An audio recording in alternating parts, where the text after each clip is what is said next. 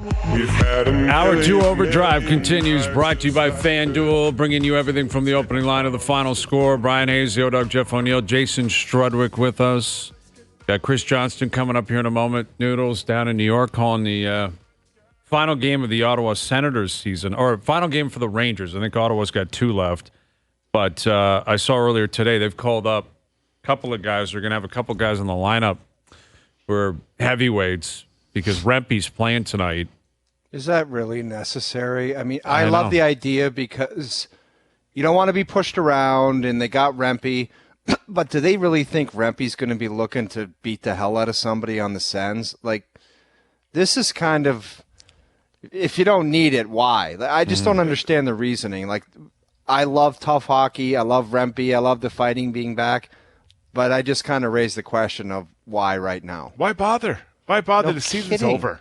It just doesn't make sense. Like you're fighting for no reason. I remember when I was towards the end of my career, these young guys would come up, they want to fight. There's 3 games left. I'm like, why? Why? Yeah. What are you doing? Let's just enjoy the last 3 games here.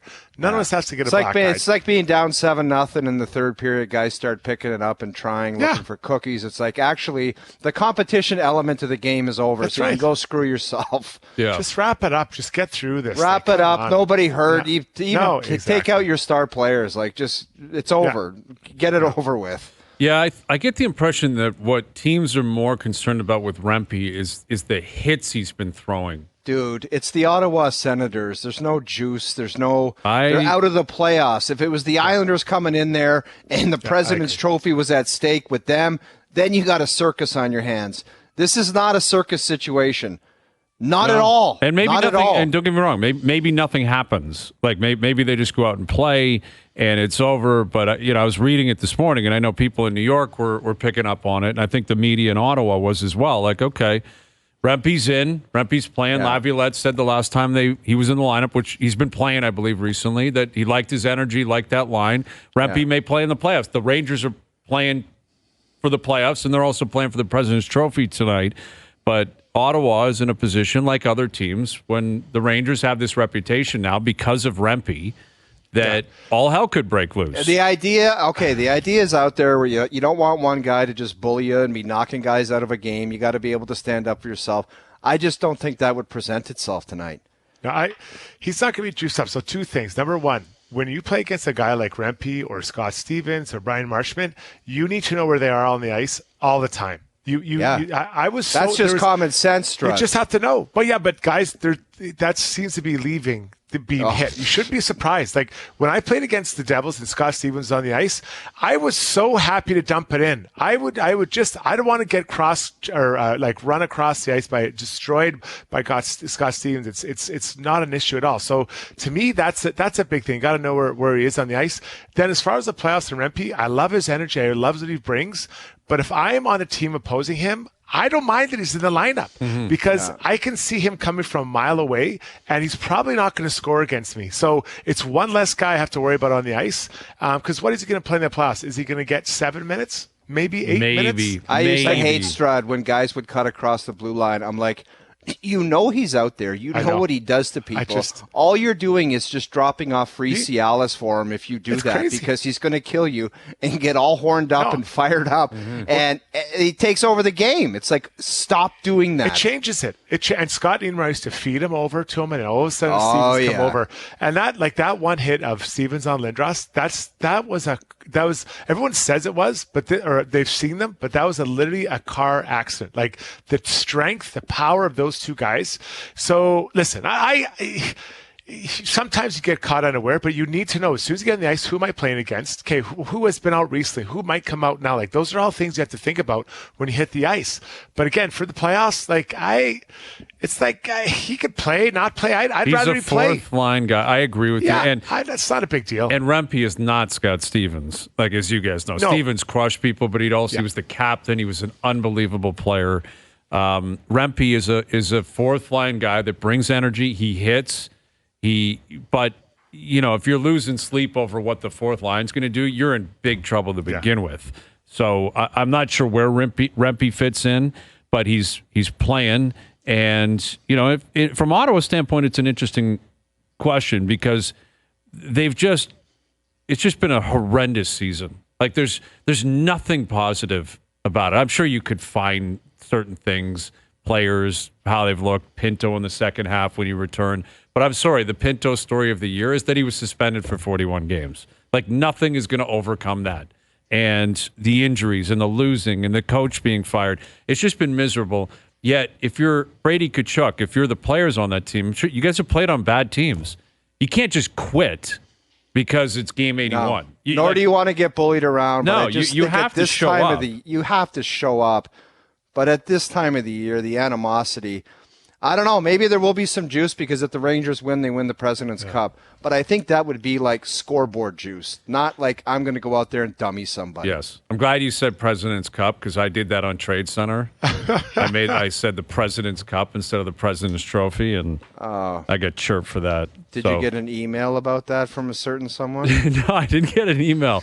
But it was I had a couple of people in studio say, it's actually the President's Trophy. I said, I understand that. That's all right. Struddy called Scheffler Shifley with Brad Faxon, so who cares? That's true, too.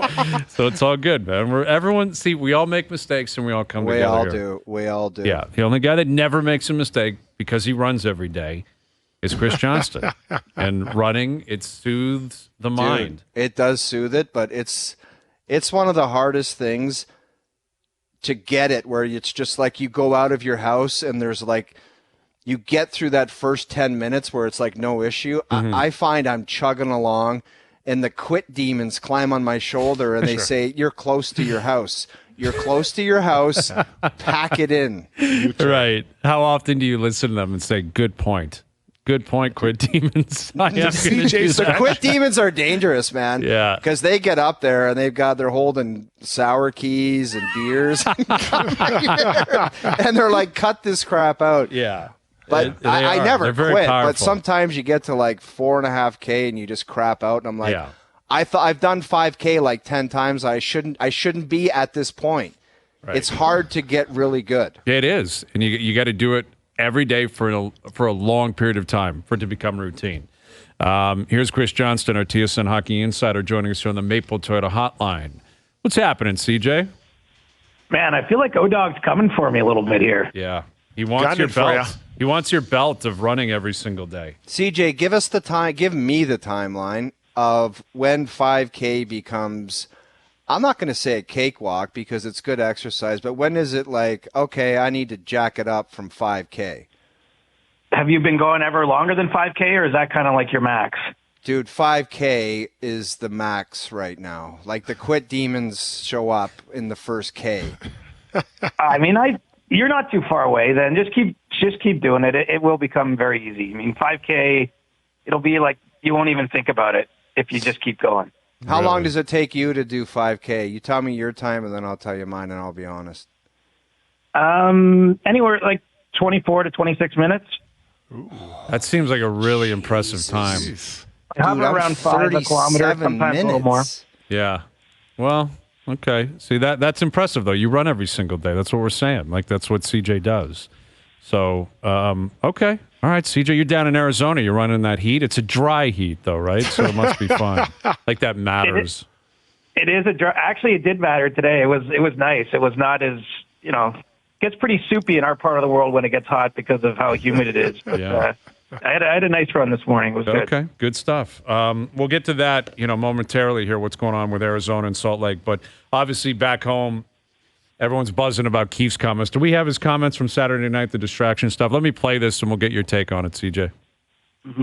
I mean, obviously, that's a major distraction. It doesn't help us, what we're trying to accomplish on the ice. But it's exciting. I get it, and it's especially when he gets to 69, you can see it. It's growing, anticipating, and now you're feeding it. I'm feeding it. I want it to happen. But I wanted it for the fans. But I'm glad the game's over. Let's move on. Okay. That's weird comments, man. It's almost like he's the one that said like a distraction. Like that wording, CJ, just sounded weird to me. Well, I mean, I guess depending where you're sitting, you do view it as a distraction. I mean, obviously, it's been a media talking point going back a number of weeks now. he's been getting questions. We're actually at the moment of truth, but he's been getting questions about what do you do if it gets to the end of the year and he's not at 70? Do you rest him? Going back a few weeks. And then I think obviously within some of the games, especially last week, Keefe thinks that the players are maybe going out of their way to look for Matthews in a way that becomes unproductive for the team, in the sense that, all along he said they don't have to change anything, that he's going to get a number of looks in a game. He doesn't need many, of course, to score. And so, yeah, I mean, I guess anything could be a distraction if you let it.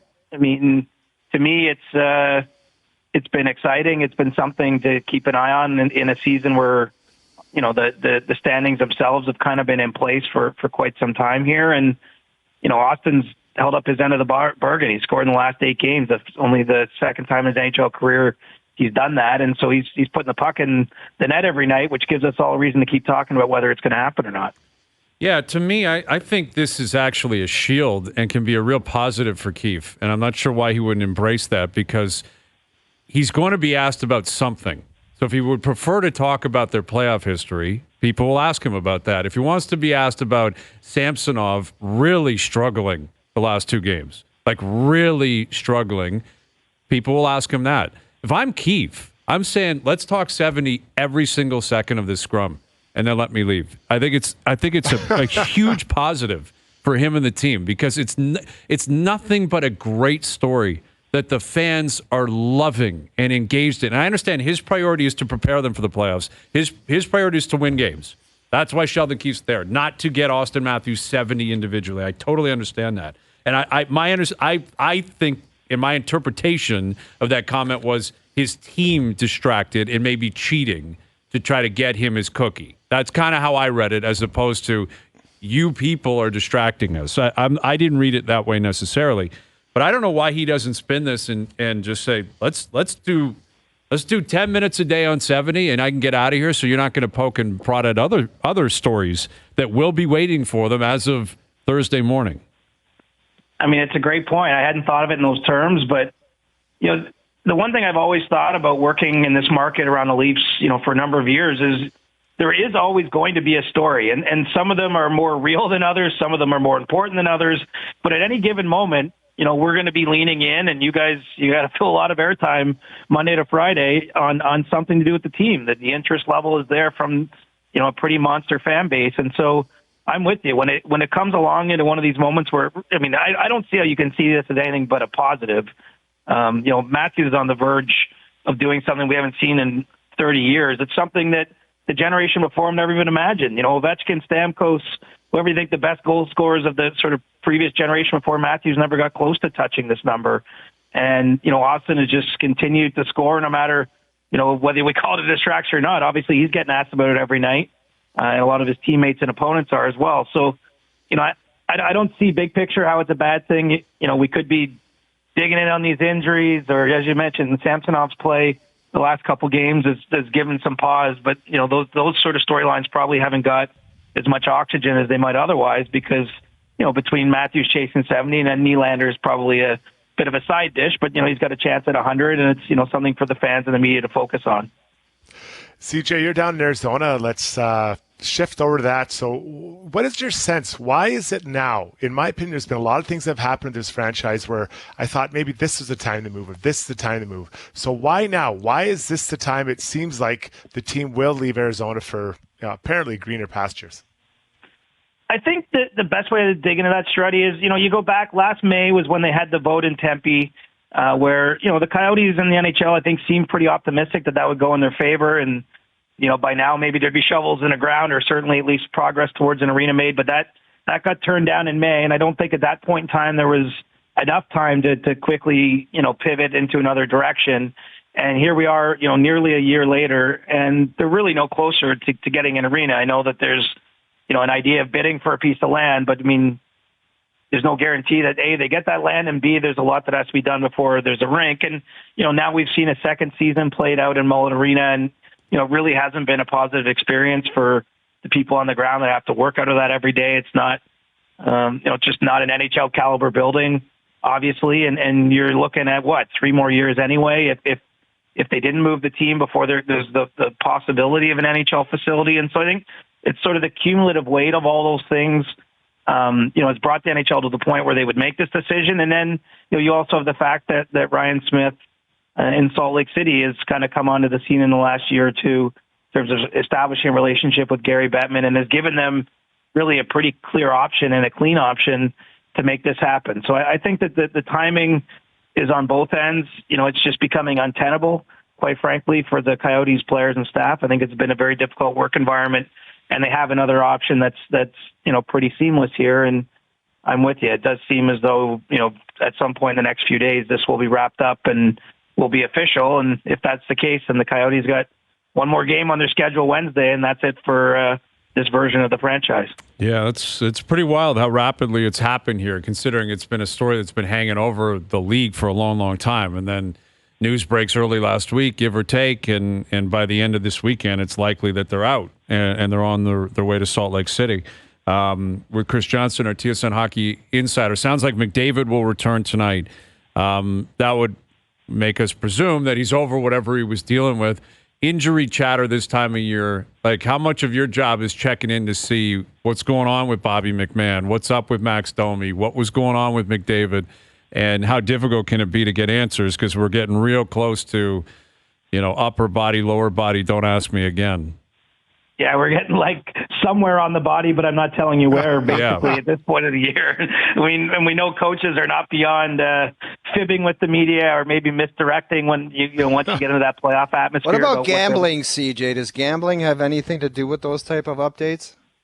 It doesn't. I mean, I've always wondered this. It's something the NHL has been asked about a bunch, but, as far as I can tell, there's been no discernible change in how the league sort of discloses injuries or what the league requires each individual team to do with gambling. And I don't have a clear picture into why that is, because obviously it's a different circumstance in the NFL where, I don't know precisely how it works, but there's a very clear protocol about, how injuries are reported and discussed, for gambling purposes. But in the NHL, it hasn't changed much. And Hayes, to answer your question, this is where it gets really important. We don't always, focus too closely in on, say, a third line winger's injury, but you get into the playoff circumstances and, everything matters a little bit more, carries more weight. And, with the Leafs circumstances, McMahon appears to be the one that could be, I don't want to say long-term, but the longest term. I think a lot of the other situations like Max Domi, for example, sitting out these last two regular season games and is more about just sort of, maintenance, almost maybe not a full load management situation, but just giving the players the opportunity to basically get another week of rest before the playoffs start. Whereas we'll see if McMahon's able to work his way back for game one of the playoffs. But I could see his going on a little bit longer. But details are tougher to come by. I don't think there's much concern about McDavid. That the plan all along here for this last stretch was that he would get into one game, maybe even two. And so he's going to get the one game tonight. He's one assist away from 100. When we talk about impressive milestones, something that's only been done three previous times or by three previous players, rather, in NHL history, he'll get this game, and then the Oilers have back-to-backs, Arizona Wednesday and I believe Colorado Thursday. So, we'll see if he gets into more of that. But, we've just seen more and more, I'd say the last 5, 6, 10 years, where you get to the end of the year, most things are locked up, at least at the top of the conference, and teams in those circumstances are opting to keep their guys out if there's any reason to think that they could benefit from some time off. CJ, of the Caps, the Red Wings, Philadelphia, and Pittsburgh, whether the franchises, maybe the sun is setting a little bit on them or they're a team that's up and coming, of those four franchises, which one needs to make the playoffs the most? Oh, good question. As a franchise. I'm not talking about Sid the Kid or any of those guys. I'm talking. Yeah, I think Detroit probably in that circumstance, just because it's been so long since they been in the playoffs. I think it's 7 years they've had a playoff drought prior to this year, and those rebuilds, what we call them, they can take forever, and obviously it doesn't change anything big picture. If they end up missing by a point, it'd be disappointing, obviously, for everyone, but, I don't think it changes the direction they're going in. But I think they maybe stand to gain the most by getting in. But, and looking at it that way, this year in Philadelphia, it's all been a bonus. I think that they've been far more competitive than most of us would have ever imagined, going back to our picks in October or September about where this team would be. I think that there's been a lot of benefit to the young players there, but there's maybe a little less expectation. They also sold off some guys at the deadline, so it's not a year where I feel like they have to make it. I mean, Washington and Pittsburgh, they're trying to do whatever they can to keep any hope alive for their aging stars, but I don't think the stakes are quite the same. I mean, to me, a team like Detroit, they're in the same situation in the Atlantic as Buffalo and Ottawa, but have had a much better year than those two teams where they've been trying to pull themselves up. They're trying to disrupt the teams that have been established at the top, the Bostons, the Tampas, Florida, Toronto. Those teams have had a long run of success, and with this divisional playoff format, there's only room for so many teams. So I think it would be a massive, bit of wind in their sails if they're able to get in and get that playoff experience, because it's been a long time coming. So, CJ, I don't want to be a distraction asking this, but let's say Auston Matthews does get 70 early. Does he just skate right to the room and take his gear off and fly back to Toronto, or what's the deal? Well, he better not fly back to Toronto since the playoffs are going to start in Florida. So the team's staying down there? Is that what I'm to understand? Yeah, they'll stay in Florida, assuming it ends up with the Panthers, which, is how it looks right now. Because they play Wednesday in Tampa, and then game one would be Saturday back in Sunrise, most likely. So, there's no real reason to rush back to Toronto. So I would think once he gets to 70, you'll see them, put the foot off the gas, maybe get some power play shifts or a little bit more sparse 5-on-5 time. But if you actually look at this last stretch, Keefe has backed off his minutes from where he's been earlier in the year. I mean, Saturday being the outlier where he even acknowledged himself, he got caught up in, trying to help Boston score number 70. But I would think once or if 70 is achieved, that you're probably not going to see too much more of him playing unless they need it, right? I mean, that's the flip side of this injury situation. Toronto only has, I believe, 12 healthy forwards at the moment. So there's even a world maybe he dresses for another game, but he's used very sparingly just because of the number situation they're managing. With Chris Johnston, our TSN Hockey Insider, and everyone will be waiting to see what the schedule looks like. But there's such disparity in terms of the way the regular season's wrapping up, where the Rangers finish their season tonight, and then they're done, and they finish at home tonight. You mentioned Edmonton's still got 3 games left to play, Monday, Wednesday, Thursday. So if the playoffs start on Saturday, that means the Rangers are going to have at least 5 days at home, minimum, assuming they play on Saturday. Will the Oilers start on Sunday? Will it be early next week? Like, what are you hearing in terms of the first 3 or 4 days of the playoffs and how they're going to get everything to work out here with the scheduling? Well, it's definitely a little bit fluid. It sounds like Saturday night it's going to be 2 games, the Eastern games, and obviously we expect Leafs Panthers to be I think an 8 p.m. start on Saturday. I'd heard at one point that Sunday was possibly going to be a complete, no games, but I don't know if that's the case. I since heard something different today, but I definitely, some teams will not play a playoff game until next Monday. That much I'm confident about. And you're right. It's kind of strange how it's ended up this way with, I think the Devils are done their season tonight. The Rangers are done. And then, Edmonton's packing 3 and 4 in with travel. It's probably, I don't know what's ideal. I mean, maybe too much time off can be difficult too. You only want so many practices before getting going. But so I think 2 games Saturday, and then from there, not everybody's going Sunday. So you're going to see some teams not start their series till Monday, Tuesday as well. TV has a huge say in this, and especially the U.S. networks when it comes to the U.S. matchups. Yeah, and you got the NBA as well on ESPN, on TNT. Like you look at LA, where the Lakers are going to be in the playoffs. They'll be in the play-in. The Clippers are there. The Kings are there. Like how they make Crypto.com Arena work for all 3 tenants, I'm not sure. But, it'll be complicated. Are you hearing Leafs Saturday, Monday, and then if they figure it out from there? Or could there be some pauses to allow the other series to catch up? I had heard a version Saturday, Monday on the road, and then maybe a 2-day break. But don't go making your plans based on that, because that's far from that's far from locked in. But I had heard some talk of that. But I do. I mean, Saturday night seems pretty locked in. 8 p.m. Start in Florida, and then I think Monday, and then we'll see what else they come up with. Okay. All right, CJ. We appreciate you doing this, buddy. We'll do it again soon. All right, boys. Be well. Chris Johnston, our TSN Hockey Insider, joining us here on the Maple Toyota Hotline. Check out Maple Toyota's huge truck and SUV lineup, including Tundra, 4Runner, and Highlander, and Grand Highlander, in stock and ready to deliver. Visit mapletoyota.com. Yeah, I think it sets up pretty well for the Rangers. Like, you could win the President's Trophy tonight in New York and probably floor it for like 2 days if you want. Well, just think about, too, like that, I would believe that they'd have one of the least amount of travel. Yeah, they don't travel. They would. They never travel. They're done first. They're at home. So fresh. Yeah, and it's so different. They might play the Islanders or something in the first round. So no traveling. No traveling. It's amazing. Like the difference, like for people to understand, like going from the Western Conference to Eastern Conference and then going into New York, one of those New York area teams, it is so refreshing. When I went from New York back to Edmonton, the first month I was so tired. I was sleeping on the plane all the time. Like, what is going on? Like, am I pregnant? And then I realized that like way later nights and it was way harder. Like it was crazy. It's a big difference, man. You got to think about a guy that was an unrestricted free agent.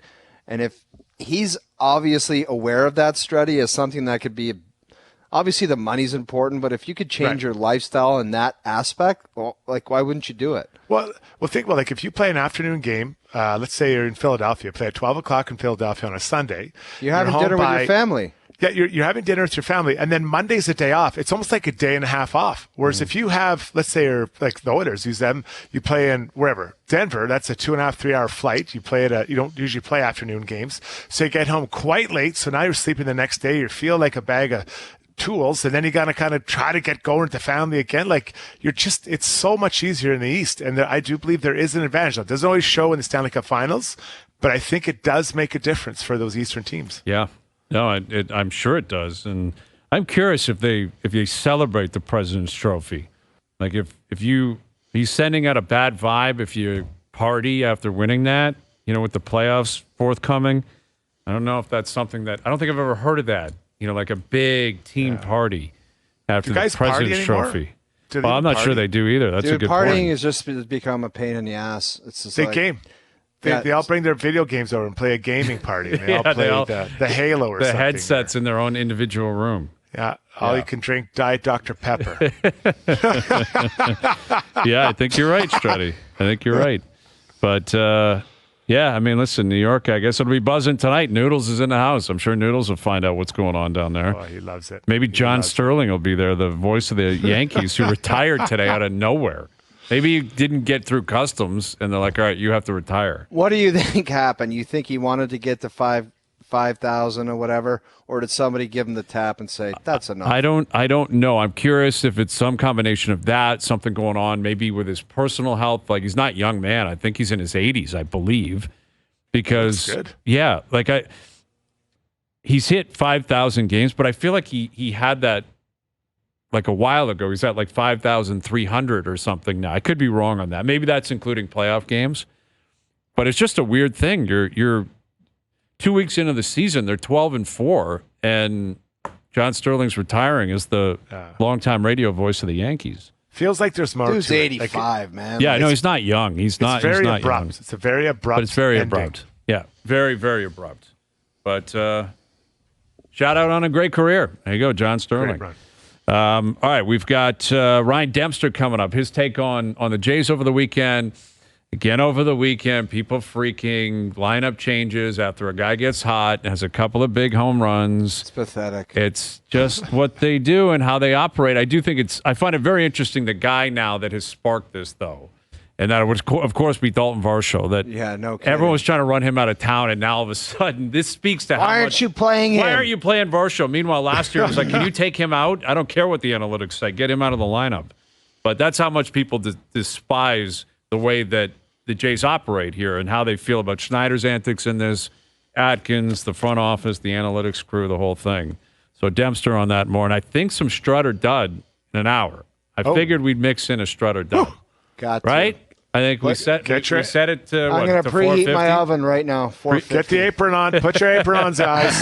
Oven mitts. Safety first. Awesome, man. All right. We'll get it. We'll fire it up. Fire up the oven to 450. Preheat. Overdrive continues. TSN 1050 and on TSN 4. All right. Ryan Dempster will join us in a half an hour. on Blue Jays fans demanding Dalton Varsho was in the lineup yesterday. Yeah, isn't that funny how that happens? Hated his guts a week before that, and then it's like, you better get that guy in there. How could you keep Dalton Varsho out of the lineup? Yeah, but what I don't understand, Hazy, is like you got to think outside the box once in a while and just be like, this guy's starting to hit, so put him in there. And you're always just trying to win in big league sports. That's the only thing on everyone's mind. But there's got to be something of a PR element where it's like, we're at home. We got to like shove this thought process like to the rear end because we got to do this. Like we just got to. That didn't. What did you just say there? What I meant but translation. We'll break it down later. What I meant to say was put that thought process on the back burner, and I said in the rear end.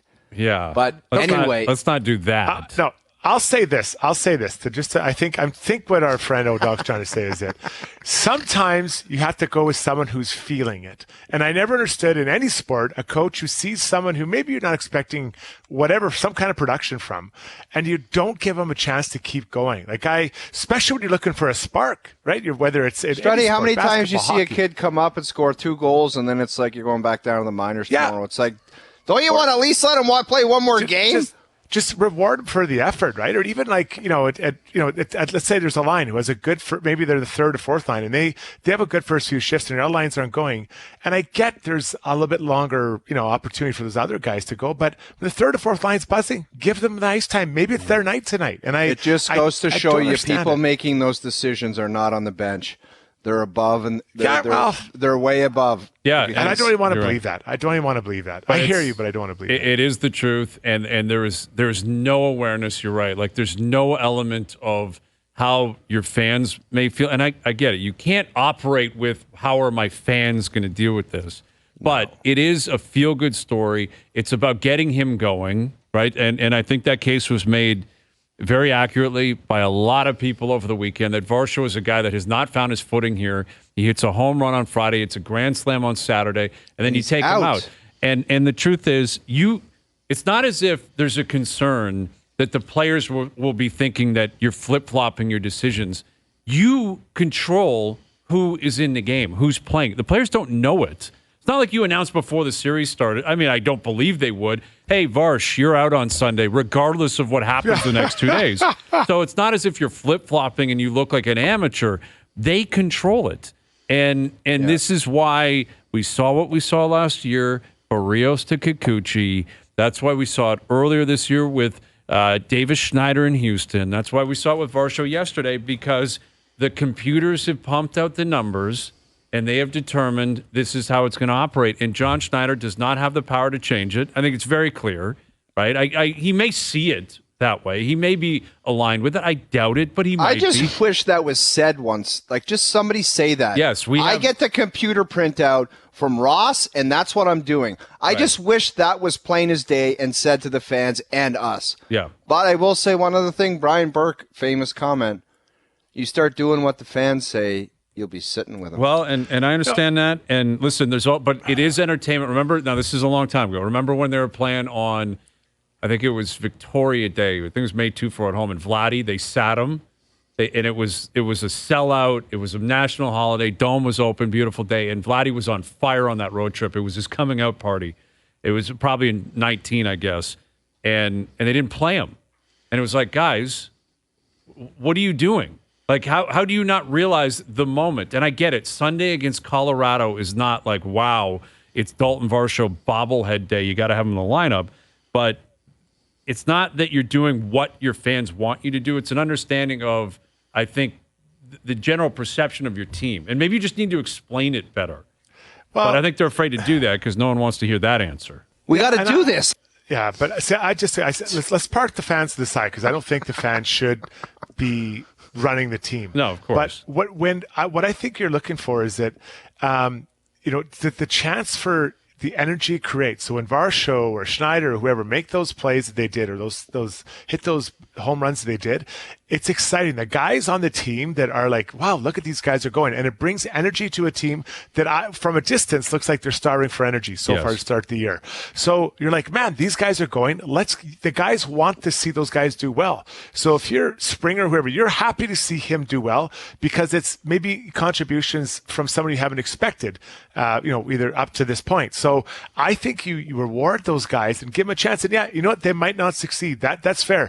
But sometimes they might surprise you like they just did. And that creates energy, not just for that player, but for his teammates and then for the group as a total. And I think that's the lost art we're seeing here in every sport. Yeah. Because we are going too computerized. And I get I'm not crapping on analytics, but there are times you got to feel it. You got to feel it and get that energy going for the team. Yeah. JP, by the way, you can't study that.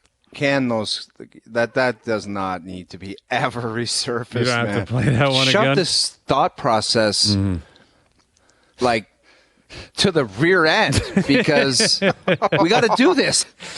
Dude, that Boom goes the dynamite. My brain was seizing, like wires crossing and seizing. And we didn't help you at all. I had positive thoughts, and it was going to come out properly. And it was supposed to be back burner-ish in that family. And that's it, though. Never, ever again. Never again. We did help you. You're looking for a life preserver. We actually pulled them out of the water. I thought you being a former NHL defenseman, like I dumped it in the corner for you, and I thought you were going to say, oh, Doug, I totally, you know what, I thought you were going to give one of those, and you butchered it too. Yeah, we threw a cinder block at you, and that was not the life jacket you were looking for. But I think what Schneider needs to develop is if he ever gets to a point where he's just like, I'm not sure how to answer this, take a page out of Zach Johnson's book. I don't understand the situation at all. What is it? What are they saying that I did or said or? This guy, honestly, he makes a triple on 12, and then the fans kind of give him the Bronx cheer, and then he says, "Oh, bleep off," and it's caught on mic, and it's like, dude. After the Ryder Cup and after the incident with the fan at the Waste Management, and now this, he's a PR nightmare, and people are going to be bothering him at any tournament because they hate his guts right now. Mm-hmm. He needs a statement or some type of PR positive vibe moving forward, or he's not going to enjoy playing golf. Well, yeah, I agree with you. He looks miserable. I saw him up close and personal. He was playing with Connors on Friday, and I was walking with him. I saw him walk up to the tee, just tracking his body language. And so I don't know the guy, but he does not look like he's in a great place. And I think in large part because of that Ryder Cup, where it just was such a disaster. He took all of the blame effectively instead of the players. Snapping on people at the Waste Management. What do you think you're getting out of that? No kidding. That's like going up to a group Some of teenagers. Some guys had 30 Tito's vodkas, and you're going to go up to them and say, watch your comments? I know. Yeah. Like going up to teenagers and be like, can you be quiet? That's going to help. You're going to get What are they saying that I did or said or? Like, and that's the worst acting ever. Like for him to be like, what? That's preposterous. What do they say? I don't. It's like, dude, you said what you said. Everyone caught it. You told everyone to do what you told them to do, and just own it and just move on. But just so awkward, Zach Johnson. I don't understand the situation at all. Yeah, you do. Yeah, you do. But it was one of those things where the separation on the 12th where the fans are way back by the tee. The green is over the river, and he probably just thought it was under his breath, and no one's ever going to hear that. Course. It's like, dude. Yeah. It's the mic that caught him. You're right, because it wasn't a fan that heard it and said, hey, you won't believe what this guy just said to me. Yeah, it was the people on Twitter that heard it on the cam. Yeah, the mics picked it up and picked it up clean, and he's just got to own it. But trying to backdoor out of that with that level of and that's what everyone started tweeting. Everyone tweeted it right away. He's got to just own up to it. Instead, he doubled down saying he didn't do anything. It's like, come on, man. You just got caught up. I got caught up in the moment. You know what? We all appreciate the fans. I got to be better. Yeah. Boom. Yeah. Story over. There's nothing else to or say. He could have just came with the heat and said, you know what? I probably deserved a little jeer there, and they deserve what they got too, and that's how that transaction went down. And I got a green jacket. What are you going to do about it? I'm coming back next year.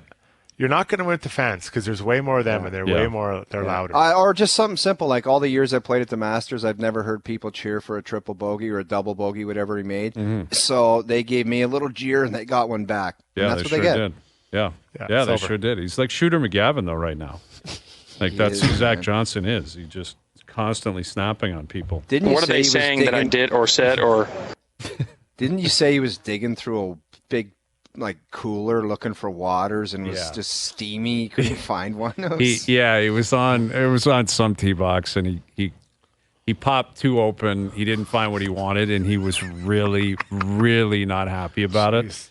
And I think he was chopping it around by then. He looked very stressful. Yeah. Like he doesn't stressed look like he out. has any inner peace in him right now. Everything is just miserable. He hates everything. Did you bring a chair? Did you use a chair? I didn't use a chair, although it's so awkward because you can sit in open chairs, and then the person will come back to you when it's their chair. Yeah. And I was sitting there.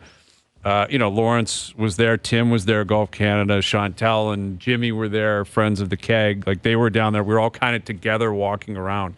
And we were like, should we sit down? We sat down at one point, and within 5 minutes, someone came up, tapped us on the shoulder, and it just felt so awkward. Yeah, like get lost. Yeah, and they were nice about it. I'm like, sorry, I'm blatantly sitting in your seat. Like that's not mine. But you don't get any real grief about it. It was just kind of cool, and we survived, man. Yeah, but I didn't do the chair thing because you got to be there like bright and early, Struddy. You got to be there like at 7 a.m. to line up. Gates open at 8. It's like Disneyland. You know when it opens and everyone tries to get to Space Mountain? Like, that's what it is, trying to get to Amen Corner or basically 16 or 18 green. It's not that early. It's 7 a.m. Like, it's not like it's 4 a.m. Like, that's true. I guess not I lined up for concert tickets to Justin Timberlake. You're right. I probably could have done that. There was some celebrities down there, too, man. I saw Gretzky. Wayne Gretzky was down there walking with DJ. Andrew Jones, you see him? I didn't. I saw Larry Fitzgerald. I saw Jake Paul yesterday walking around. What? Jake Paul was down there. Isn't he fighting like Tyson or something soon? He's got Tyson coming up. Like, how big is he? He doesn't look overly tall, but I'm not great at gauging that. He's thick though. He's a big dude. Like he's obviously working out. There was a rumor that Taylor Swift was down there, but I don't know. I never saw her. Needless to say. How many times you get recognized out of the blue at Augusta National? Me personally, I think it was probably 3 or 4. Not counting James Duthie. Not counting people that we actually knew. But there were a bunch of Canadians down there. Bunch of Canadians. Saw a couple of people in the gift shop. I went in there. Just got ridiculous. Bought a million things. Got home. Had no idea what I actually bought. But that's the way it goes. Was it just me or did James Duthie, does he have his golf shirts like tailored? The arms look pretty tight. And I don't think his arms are that big. Strud, do you know what size that guy orders? Like he's Jack. Like he orders a small golf shirt. Because his arms look jacked. Like I noticed today when they were doing, I don't know, talking about the last moment or something. And his arms look pretty good. I got to give the man credit. Well, it's the mic hold. Like he's perfected. I know. And have you ever seen the guy that flips his bicep up and then tucks it against his arm like that so it looks more jacked? He's got that down pat. Yes, he does. He does. All right, Ryan Dempster coming up. Overdrive continues. TSN 1050 and on the TSN app. All right, Ryan Dempster coming up. The WNBA draft is tonight. Caitlin Clark, to no one's surprise, will go first overall. Dude, why are people trying to tear this woman down? She's been so great for the sport. The viewership in the States has been incredible. 2 people pissed me off. Diana Taurasi started saying, wait till she gets to the WNBA playing against grown. Why not just celebrate her? Like, I don't know. Somebody took a shot. Who was it on the Golden State Warriors that took a shot at Edie? It was Draymond Green. Yeah, it was Draymond. Yeah, Draymond did the same thing. He's like, he quit. He quit. It's like, why are these? Do you guys not have enough going on in your professional life being a big league personality that you got to start crap talking these kids in college? It's insane. Yeah, the Draymond comment was pretty wild. Yeah, like just going after a kid saying you made him quit. Look at him quit. It's like, dude, get real, man. Yeah, that one I thought was that was strange coming from an athlete. Like, it's one thing for him to have an opinion on whether or not Edie's a good player or will translate. I have no problem with that, of course. What about what Draymond's done this year with those ridiculous ejections? Pretty rich for him to be making a comment like that. Like, come on. As for, the WNBA, or I guess the March Madness telecast, I think it was Sue Bird who was doing it with Diana, and they're UConn alum, though. I think there was a part of it that was like, she's playing UConn. What's the reaction going to be? I I don't know. I mean, I get the impression, and you guys can speak to it, like a lot of older athletes or former athletes, they never want to give credit to younger athletes. Oh, it's trash behavior, Hayes. Can you imagine Sid the Kid coming out and commenting on Macklin Celebrini? He wouldn't do it because he's not trash. Well, it probably wouldn't, but it's on Caitlin Clark to... Yeah, he won't. He won't. But it's on Clark to get there and prove anyone that might be doubting her wrong. I don't know how you could. Like, I don't see how you could doubt it. And you're right. I mean, it's like when Wemby was coming into the NBA, I don't recall people being like, Wemby's toast. He won't be able to handle, like, grown adults in the NBA. Why would you ever do that? Like, Caitlin Clark, I mean, judging by the viewership in the States through March Madness, she can take the WNBA to the promised land or be the beginning of it.